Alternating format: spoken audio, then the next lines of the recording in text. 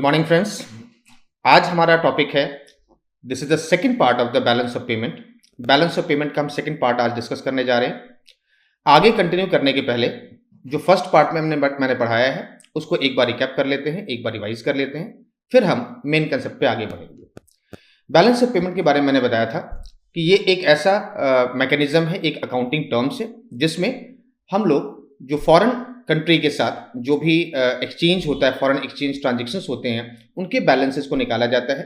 जैसे कि हमारी कंट्री से जो भी आउटसाइड इंडिया जो भी ट्रांजेक्शन्स होते हैं, फॉरेन एक्सचेंज रिसीप होता है और फॉरेन एक्सचेंज पेमेंट होता है। इन दोनों का डिफरेंस जो है वो निकाला जाता है। बैलेंस ऑफ पेमेंट एक अकाउंटिंग स्टेटमेंट है that's provide a systematic records to all the economic transactions between resident of country and rest of the world. यानी हमारे देश के जितने भी रेजिडेंट हैं और रेस्ट ऑफ द वर्ल्ड में जो भी ट्रांजेक्शंस होता है उसके बीच का अकाउंटिंग स्टेटमेंट है balance of payment. Balance of payment में पहले मैंने बताया था कि रेजिडेंट का मतलब क्या है। तो रेजिडेंट में individual, firms and government agency सारे के सारे आ सकते हैं। रेजिडेंट के डेफिनेशंस डिफाइन होती है number of day stayed in India. कितने लोग हमारे देश में जो लोग हमारे देश में स्टे करते हैं, नॉर्मली 182 डेज या उससे ज्यादा स्टे करते हैं, वो नॉर्मली हम माने जाते हैं रेजिडेंट। लेकिन इकोनॉमिक्स टर्म्स में ये 1 साल तक के ईयर को रेजिडेंशियल स्टेटस कंसीडर किया जाता है। इकोनॉमिक ट्रांजेक्शन जो है उसमें 2 तरह के ट्रांजेक्शन है, visible items and invisible items. Visible items में हम बात करते हैं वो चीजें जो गुड्स की ट्रांजेक्शन होती है, इसमें सर्विसेज काउंट नहीं होता है। Visible items as the made of the some matter और material can be seen, touch and measured. यानी यहां पे किसकी बात हो रही है? गुड्स की बात हो रही है। Invisible item means the services. And third one is the unilateral transactions.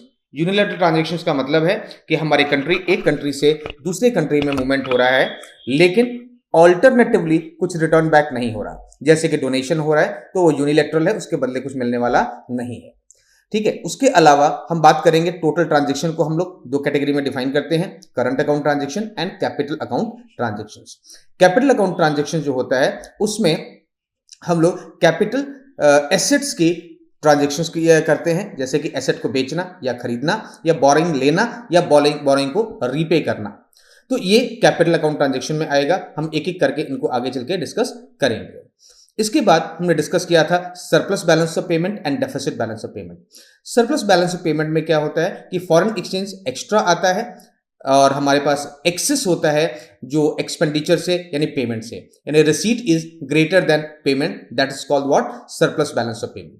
जबकि डेफिसिट बैलेंस ऑफ पेमेंट में क्या होता है कि foreign exchange are less than the payment, receipt are less than the payment, it is called what? Deficit. अब deficit जो होता है, अगर रिसीट से पेमेंट ज्यादा है तो उसकी फाइनेंसिंग की जाएगी। हम लोग उसके बारे में आगे वापस पढ़ेंगे। फिर मैंने डिस्कस किया था कि बैलेंस ऑफ पेमेंट और बैलेंस ऑफ ट्रेड अलग अलग होता है। बैलेंस ऑफ ट्रेड में क्या होता है, एक्सपोर्ट एंड इंपोर्ट का जो डिफरेंस देखा जाता है only for the visible item that is goods. Balance of trade में एक्सपोर्ट इंपोर्ट का डिफरेंस देखा जाता है। नॉर्मली बीओपी को लोग ये समझ लेते हैं, लेकिन ये एक्चुअल में क्या होता है? बीओटी होता है। बीओटी भी सरप्लस और डेफिसिट हो सकता है। अगर हमारा एक्सपोर्ट का अमाउंट ज्यादा है और इंपोर्ट का अमाउंट कम है तो वो सरप्लस बीओटी होगा, बैलेंस ऑफ ट्रेड होगा। और इंपोर्ट अगर ज्यादा है और एक्सपोर्ट कम है तो डेफिसिट बैलेंस ऑफ पेमेंट होगा। इसके बाद हमने डिफरेंस डिस्कस किया था बीओटी और बीओपी के बीच में। बीओपी एक लार्जर कंसेप्ट है, बीओटी स्मॉलर कंसेप्ट है। BOT is part of the balance of payment while balance of payment is not part of the balance of trade. Balance of trade में visible items होता है, जबकि balance of payment में visible, invisible हर तरह के items included होते हैं। Balance of trade में कैपिटल नेचर के ट्रांजेक्शंस काउंट नहीं होती है, जबकि बैलेंस ऑफ पेमेंट में कैपिटल एंड करंट दोनों तरह के ट्रांजेक्शंस काउंट होती हैं। बैलेंस ऑफ पेमेंट एक वाइडर कंसेप्ट है, while the balance of trade एक नैरो कंसेप्ट है। अब हम बात करेंगे कि बैलेंस ऑफ पेमेंट के कंपोनेंट कौन कौन से हैं। मैंने अभी थोड़ी देर पहले कहा current account and capital account transactions. Current account transactions में हमें क्या देखना है?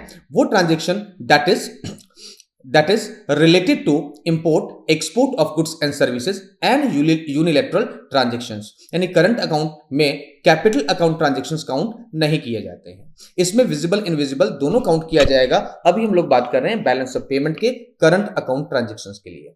करंट अकाउंट ट्रांजेक्शन का मेन कंपोनेंट में पहला कंपोनेंट है export and import of goods, दूसरा है export and import of services, तीसरा है यूनिलैटरल ट्रांसफर और यूनिलैटरल ट्रांसफर फ्रॉम अब्रोड और टू अब्रोड। यानी विदेशों से जो यूनिलैटरल ट्रांसफर आ रहे हैं या दिए जा रहे हैं, ये भी इसमें काउंट होगा। Fourth part is the income receipt and the payment to and from the abroad, यानी कोई भी इनकम या पेमेंट रिसीव हो रही है या पेमेंट की जा रही है अब्रोड को, ये चौथा पार्ट है। बीओटी और बीओपी में डिफरेंस में हम पहले डिस्कस कर चुके हैं। अब बीओटी और करंट अकाउंट में एक डिफरेंस है। बीओटी जो होता है उसमें सिर्फ ट्रेड काउंट होता है, जबकि करंट अकाउंट में ट्रेड के साथ साथ गुड्स के साथ साथ सर्विसेज भी काउंट किया जाता है। बैलेंस ऑफ ट्रेड एक नैरोअर कंसेप्ट है, करंट अकाउंट उससे थोड़ा सा वाइडर कंसेप्ट है। Current account is part of the balance of payment. अब हम बात करेंगे current account surplus and current account deficit की। करंट अकाउंट सरप्लस का मतलब होता है जितने भी करंट अकाउंट रिसीट्स हैं, अगर वो ज्यादा है करंट अकाउंट पेमेंट से तो करंट अकाउंट सरप्लस कहा जाएगा। While the current account surplus, अगर ज्यादा करंट अकाउंट पेमेंट अगर ज्यादा है करंट अकाउंट रिसीट से, तो वो क्या होगा, करंट अकाउंट डेफिसिट कहा जाएगा। नॉर्मल सी बात है, अगर पेमेंट ज्यादा है रिसीट कम है तो डेफिसिट है, पेमेंट कम है और रिसीट ज्यादा है तो सरप्लस है। ठीक है। उसके बाद अगर हम बात करेंगे कंपोनेंट ऑफ करंट अकाउंट, ये हम लोग ऑलमोस्ट डिस्कस कर चुके हैं। इसमें दो साइड हैं, एक डेबिट साइड और एक क्रेडिट साइड। क्रेडिट साइड में वो चीजें हैं जो हमारे पास पेमेंट आएगी। कहां से पेमेंट आएगा करंट अकाउंट में? एक्सपोर्ट से पेमेंट आएगा, एक्सपोर्ट ऑफ गुड्स, दूसरा एक्सपोर्ट ऑफ सर्विसेज, तीसरा नेट ट्रांसफर रिसीट्स, चौथा नेट इनकम रिसीट्स और पांचवा करंट अकाउंट इसके साथ बैलेंस आ जाएगा। जबकि डेबिट साइड में क्या क्या होगा? डेबिट साइड में जो हम पेमेंट करते हैं, पेमेंट करने में क्या आएगा? Import of goods, import of services, transfer payment, income payment and the current payments, ये सारी चीजें क्या होंगी आपकी डेबिट साइड में आएंगी। तो ये हमारे कंपोनेंट हो गए। अब कैपिटल अकाउंट ट्रांजेक्शंस में क्या आएंगे?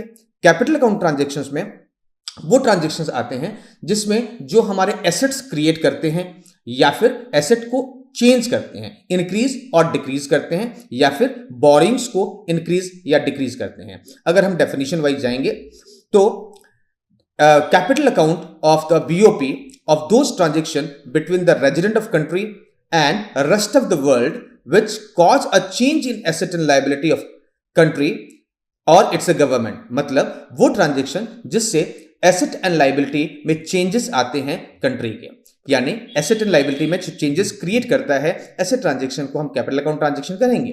जबकि आपको मैंने बताया कि करंट अकाउंट ट्रांजैक्शन से एसेट एंड लायबिलिटी में कंट्री के कोई चेंजेस नहीं होता है। तो कैपिटल अकाउंट ट्रांजैक्शन के मोटिव क्या है? पहला, फाइनेंसिंग द डेफिसिट। अगर आपका डेफिसिट है बैलेंस ऑफ पेमेंट में तो उसकी फाइनेंसिंग कैपिटल अकाउंट से की जाती है। और दूसरा, absorb surplus to the current account. अगर करंट अकाउंट में आपके पास सरप्लस है, एक्स्ट्रा पैसा है, तो आप फॉरेन कंट्री में आप उसको इन्वेस्ट करेंगे, एसेट परचेज करेंगे या लोन ग्रांट करेंगे, तो ये क्या हो जाएगा? Capital account transaction. अब हम इन कंपोनेंट को स्लोली आगे बढ़ाएंगे, इन पोर्शन को। यहां तक ऑलमोस्ट हमारा फर्स्ट पोर्शन में ऑलरेडी हो चुका था, इसलिए मैंने इसको क्विकली लिया। अब वापस मैं डिटेल में चलता हूं। मैं बात कर रहा हूं कैपिटल अकाउंट ट्रांजैक्शन के बारे में। कैपिटल अकाउंट ट्रांजैक्शन के पहला कंपोनेंट है borrowing and lending to and from abroad. जैसे कि हमारी कंट्री विदेशों से अगर बोरिंग करती है, यानी हम लोग अगर विदेशों से बोरिंग करते हैं तो वहां से कर्ज लेते हैं, या फिर कोई विदेशी कंट्री हमसे कोई बोरिंग करती है तो क्या होगा? बोरिंग टू अब्रोड, यानी हम बोरो करते हैं तो बोरिंग फ्रॉम अब्रोड, वो बोरो करते हैं तो बोरिंग टू अब्रोड। ये दोनों कंपोनेंट्स हैं। ये फर्स्ट पार्ट होगा। इसमें जितने भी ट्रांजैक्शंस होंगे, ध्यान रहे कि सिर्फ कंट्री के बोरिंग करने का मतलब चाहे वो प्राइवेट सेक्टर बोरो कर रहा हो चाहे गवर्नमेंट सेक्टर बोरो कर रहा है, सारी के सारी बोरिंग्स इसका पार्ट होगा। All transaction to lending to abroad by private sector and government, lending abroad and repayment of loan to abroad is recorded as negative और डेबिट आइटम्स। जब आप देखो, दो बातें होती हैं। लैंडिंग का मतलब होता है लोन देना और बोरिंग का मतलब होता है लोन लेना। जब बोरो करोगे तो पेमेंट आएगी, तो इसलिए वो क्रेडिट साइड में जाएगा। जब लेंडिंग करोगे तो पेमेंट जाएगी, तो वो डेबिट साइड में एंट्री होगी।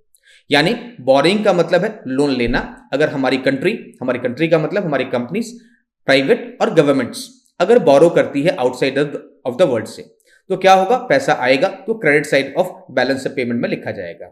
जबकि अदर कंट्री हमारी कंट्री से बोरो करेंगी तो हमारे लिए क्या होगा? हमारे यहां से फॉरेन एक्सचेंज जाएगा तो हमारे लिए क्या होगा? डेबिट साइड हो जाएगा। ठीक है, तो ये कंपोनेंट है। पहला कंपोनेंट क्या हो गया? बोरिंग। दूसरा है investment to and from abroad, यानी विदेशी कंट्री से में हम इन्वेस्ट करते हैं या वो लोग हमारे यहाँ इन्वेस्ट करते हैं, जैसे कि हमारी कंट्री के रिलायंस इंडस्ट्रीज हैं, टाटा मोटर्स हैं, या फिर कोई स्टेट बैंक ऑफ इंडिया है, इन कंपनियों ने विदेशों में इन्वेस्टमेंट कर रखा है। तो ये क्या है, पेमेंट इन्वेस्टमेंट जब करेंगे तो वहां पे पेमेंट जाएगी, यानी क्या होगा, debit side of the foreign exchange. Balance of payment में क्या हो जाएगा, डेबिट साइड। जबकि विदेशी कोई कंपनी जैसे कि फोर्ड मोटर, जैसे कि वॉलमार्ट, जैसे कि अमेजॉन, ये सभी कंट्रियों ने, हमारी सभी कंपनीज ने हमारी कंट्री में इन्वेस्टमेंट कर रखा है। इन्वेस्टमेंट से पैसा इनफ्लो होगा, पैसा आएगा तो इसे क्रेडिट साइड में लिखा जाएगा। बड़ी सिंपल सी लॉजिक आपको ध्यान रखना है, जब फॉरेन एक्सचेंज आएगा तो क्रेडिट साइड में लिखा जाएगा, फॉरेन एक्सचेंज जाएगा तो डेबिट साइड में लिखा जाएगा। इसी के इन्वेस्टमेंट के दो कंपोनेंट हैं, दो टाइप हैं, एक है एफडीआई, दूसरा है एफआईआई और पोर्टफोलियो इन्वेस्टमेंट। एफडीआई का मतलब है foreign direct investment. Foreign direct investment का मतलब यह हुआ कि विदेशी कोई भी कंट्री, कोई भी कंपनी हमारे देश में अगर एसेट्स को परचेज करती है और उन पे डायरेक्ट कंट्रोल रखती है, जैसे कि अगर वॉलमार्ट ने इंडिया में कोई स्टोर खोला, कोई हमारे सैमसंग ने कोई इंडिया में स्टोर खोला, या फिर एप्पल ने इंडिया में स्टोर खोला, तो हमारे लिए क्या है कि वो एफडीआई कर रहे हैं, इंडिया में डायरेक्ट इन्वेस्टमेंट कर रहे हैं जिसपे उनका कंट्रोल होगा। जबकि अगर वो इंडिया की किसी कंपनी में इन्वेस्टमेंट करते हैं एज ए शेयर्स के रूप में, डिबेंचर्स के रूप में, तो पैसा तो आ रहा है लेकिन वो डायरेक्टली कंट्रोल हमारे कंट्री में नहीं रख रहे हैं, तो ये क्या हो जाएगा, पोर्टफोलियो इन्वेस्टमेंट हो जाएगा, यानी एफआईआई होगा, फॉरेन इंस्टीट्यूशनल इन्वेस्टर हो जाएंगे वहां पे। तो पहला क्या था, एफडीआई, जिसमें फॉरेनर्स जो कंपनीज हैं, इन्वेस्टर है, वो दूसरे कंट्री में अपना कंट्रोल रखती है, और पोर्टफोलियो इन्वेस्टमेंट में अपना डायरेक्ट कंट्रोल नहीं रखती, with the help of the share और डिबेंचर अपनी दूसरी कंपनी में इन्वेस्टमेंट करते हैं। तो फॉरेन एक्सचेंज में क्या है कि अगर हमारी कंट्री ने विदेशों में इन्वेस्टमेंट किया होगा तो क्या हो जाएगा, आउटफ्लो होगा, यानी debit side of the balance of payment होगा, और विदेशी कंपनियों ने इंडिया में अगर इन्वेस्टमेंट किया होगा तो हमारे लिए इनफ्लो हो जाएगा, inflow of the foreign exchange होगा, और हमारे लिए क्या हो जाएगा, credit side of the balance of payment. Third part is the change in the foreign exchange reserve. अब कई बार क्या है कि इन्वेस्टमेंट्स और जो हमारी ट्रांजेक्शन है, कैपिटल अकाउंट ट्रांजेक्शन है, उसके अलावा भी जो डिफरेंसेस रह जाता है तो फॉरेन एक्सचेंज रिजर्व से वो एडजस्टमेंट होती है। जैसे कि जितने भी current and capital account transaction का जो बैलेंस है, उसके बाद भी अगर शॉर्टेज और एक्सेस होता है तो हमारे फॉरेन एक्सचेंज रिजर्व में चेंजेस होता है।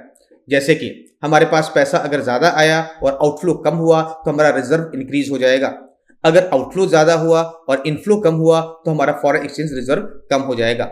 इसको आपको यह समझना होगा कि हमारे कंट्री में reserve bank of India on the behalf of central government foreign exchange reserve maintain करती है, और हमारी कंट्री ने ऑल ऑफ द वर्ल्ड की जितनी भी कंट्रीज हैं वो मेंटेन करती हैं। तो जो भी डिफरेंस होगा उससे क्या होगा, फॉरेन एक्सचेंज रिजर्व में नेगेटिव या पॉजिटिव चेंजेस आएंगे। तो ये हमारा कैपिटल अकाउंट ट्रांजेक्शन का यही कंपोनेंट है। The component of the capital account, इसमें तीन कंपोनेंट्स हैं। पहला है बोरिंग्स, दूसरा है इन्वेस्टमेंट, और तीसरा है change in the foreign exchange reserve. Borings में आपको देखना है डेबिट साइड और क्रेडिट साइड। डेबिट साइड में क्या आएगा, जब आप विदेशों को पेमेंट करोगे, यानी आप लेंडिंग कर रहे हो, विदेशों को लोन दे रहे हो, it is what, lending to abroad, it is the debit side. अगर विदेशों से बोरो करते हो, लोन लेते हो, तो it will what, credit side of the balance of payment in the capital account. दूसरा कंपोनेंट है इन्वेस्टमेंट टू अब्रोड। अगर हमारी कंट्री ने विदेशों में इन्वेस्टमेंट किया है तो यह डेबिट साइड होगा, जबकि इन्वेस्टमेंट फ्रॉम अब्रोड जो होगा वो क्रेडिट साइड होगा। Third component is increase in the foreign exchange reserves.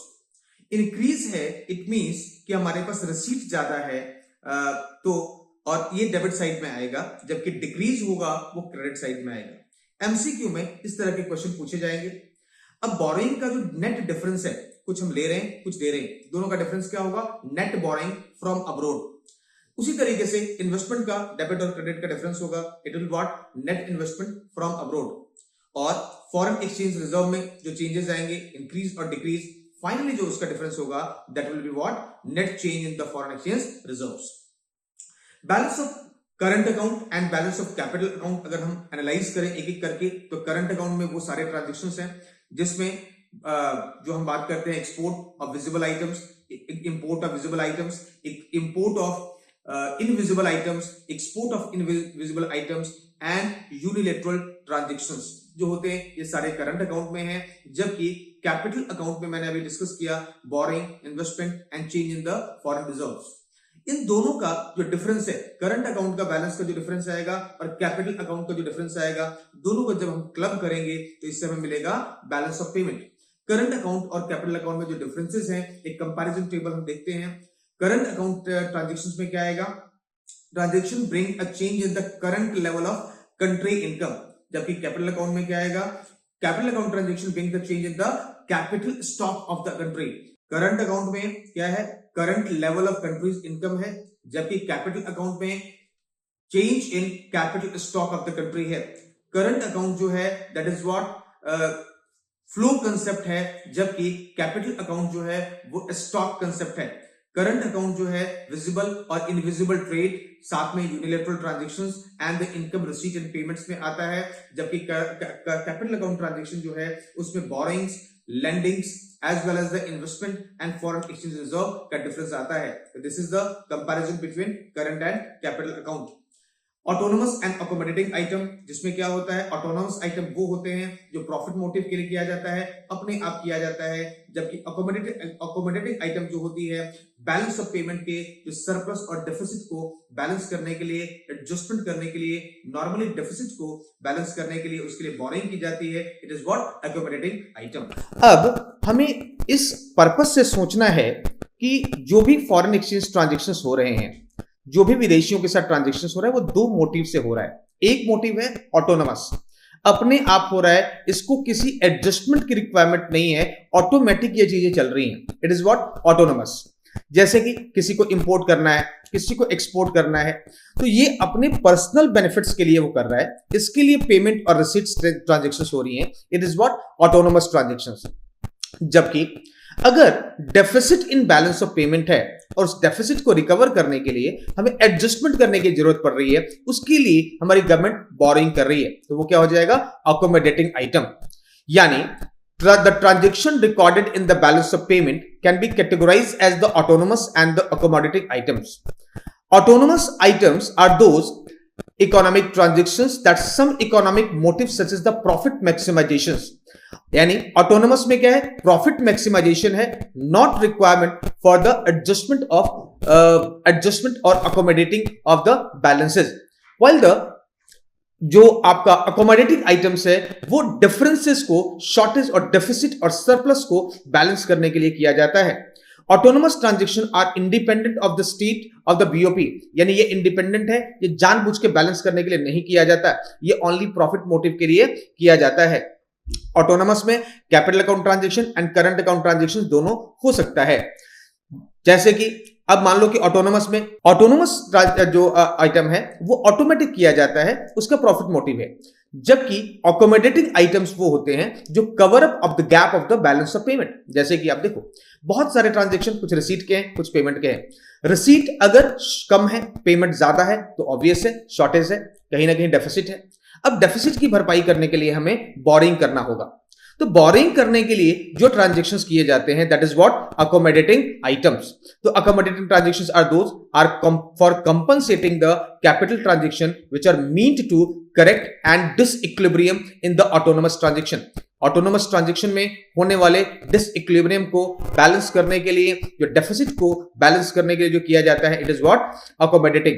ध्यान रहे अकोमोडेटिंग ट्रांजैक्शंस हमेशा क्या होगा, वो कैपिटल अकाउंट ट्रांजैक्शन ही होगा, वो करंट अकाउंट ट्रांजैक्शन नहीं हो सकता है। और the same differences has been given in the chart, ये आप अपने आप इसको देख सकते हो। अब हम बात करेंगे डिसइक्विलिब्रियम और डेफिसिट और सरप्लस की। बैलेंस ऑफ पेमेंट में जो सरप्लस या डेफिसिट आता है, इसमें सारे के सारे ऑटोनोमस ट्रांजैक्शंस आते हैं, अकोमोडेटिंग ट्रांजैक्शंस नहीं आते हैं। बहुत कम चांसेस हैं कि आपका रिसीट और पेमेंट एग्जैक्ट इक्वल हो जाए, तो इक्वल होगा नहीं तो क्या होगा, उसमें कुछ ना कुछ डिफरेंस होगा, उसे डिफरेंस को हम क्या बोलेंगे, disequilibrium. Disequilibrium in BOP of a country में be either in form of deficit or in form of surplus. Deficit भी हो सकता है और सरप्लस भी हो सकता है। तो सरप्लस और डेफिसिट की भरपाई करने के लिए भी मैंने कहा कि हमें बोरिंग करने की जरूरत होती है या एक्स्ट्रा हमें पेमेंट करने की रिक्वायरमेंट होगी, और ये क्या होगा, अकोमोडेटिंग ट्रांजैक्शंस होगा। ऑफिशियल रिजर्व जो है ऑफिशियल रिजर्व ट्रांजैक्शंस का मतलब है कि सेंट्रल गवर्नमेंट क्या करती है, जो डेफिसिट को फाइनेंसिंग करती है। डेफिसिट फाइनेंसिंग कैसे हो सकता है, जैसे कि सेंट्रल गवर्नमेंट अपने पास से रिजर्व को यूज कर ले, यानी अपना फॉरेन एक्सचेंज रिजर्व रिड्यूस हो जाए, या फिर हम फॉरेन कंट्रीज से, आईएमएफ से, वर्ल्ड बैंक से या किसी और सोर्सेस से अगर हम बोरिंग करें और अपने बैलेंस को जो शॉर्टेज है, डेफिसिट है, उसको भरपाई करें, बराबरी करें। It is what adjustment from the official reserve. एक बार मैं क्विकली आपको इस पॉइंट को रिवाइज करूंगा। अकोमोडेटिव आइटम वो है जो एडजस्टमेंट करने के काम आती है, यानी जो डेफिसिट है उसकी भरपाई करने को काम आता है। ऑटोनोमस ऑटोमेटिक होता है, प्रॉफिट मोटिव के लिए होता है, जबकि एडजस्टमेंट और अकोमोडेटिव आइटम जो होता है वो डेफिसिट को फाइनेंसिंग करने के लिए होगा। जो डिसइक्विलिब्रियम होगा, डिसइक्विलिब्रियम को बैलेंस किया जाएगा फाइनेंसिंग करके या फिर एक्स्ट्रा इन्वेस्टमेंट करके। I think the point has been clear and thank you. This is the end of the chapter. Thank you very much.